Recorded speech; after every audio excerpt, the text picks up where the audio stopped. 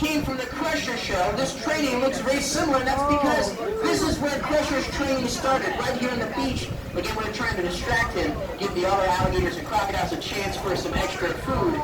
But what we work on with all the alligators and crocodiles that we can here in the park are 3 stationary cues, here, up, and hold. And this really helps us when it comes to working closely with the nice one, nice little jump there. So it really helps us when it comes to working closely with these giant apex predators. For example, if I never walked in here, they may be terrified of me or way too excited to see me. So by coming in every day and working on the training, we reinforce positive behavior. So you saw Puff try to bite my hand, being pushy. I'm not going to punish him for that. I'm just simply not going to reward that kind of pushy, jumpy behavior. Look what happens. He didn't get food. Now he's just couch potato mode. He says, man, I didn't get anything for that. So now, this is how training works. We're going to ask him here, up, and then hold. And if he holds still, food.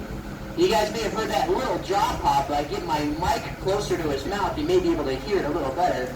And one of our new alligators just showed up too. His name is Little Sebastian. I'm going to try and bring him up to the glass. He is a little camera shy.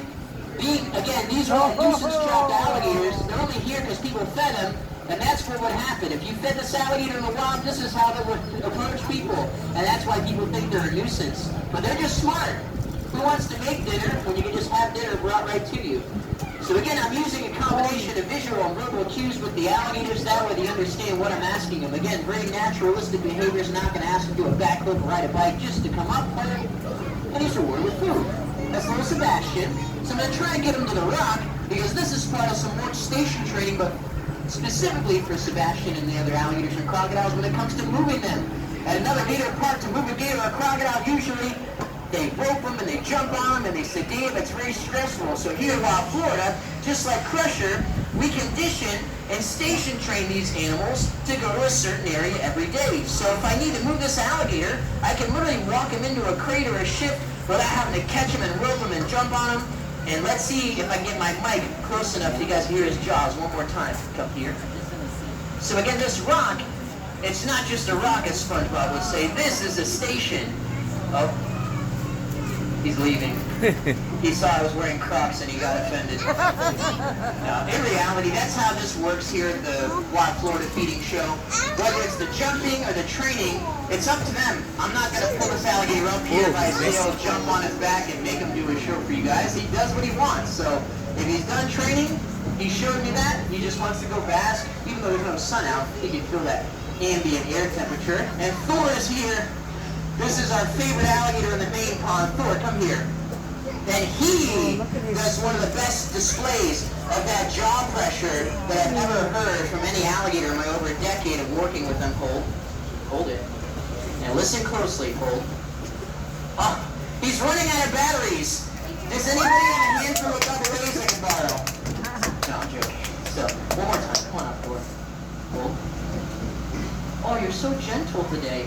So if you look at the back of their neck, a lot of people think this stuff back here is like a double chin or a fat neck like a person would have. That's not fat. That is their jaw muscle. Their skull is skin stretched over bone, some small fish or tissue, ligaments in between, so all that bite force is located at the back of their head. So put simply, the bigger the neck, the stronger their bite.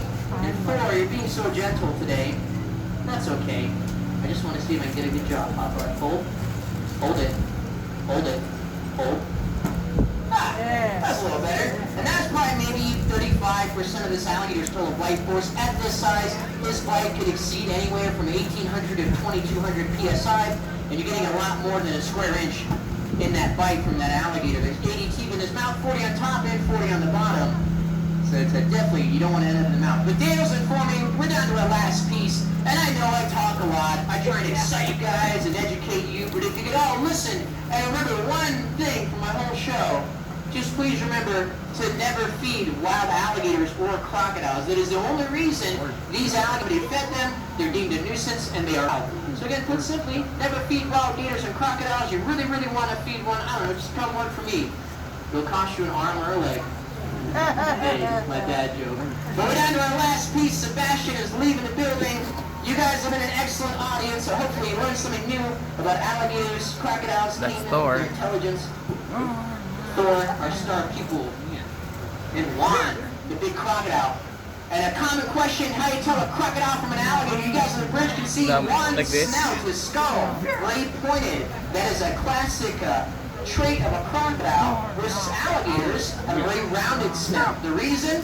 Alligators scoop up a lot of slow-moving prey and they crush it down. They don't chew their food. Crocodiles may catch bigger prey, so that slender snout allows them to grab it and rip off a bite-sized chunk. And there you go. Give a big round of applause. That is the end of the show. I hope you guys enjoyed it. I hope you had fun.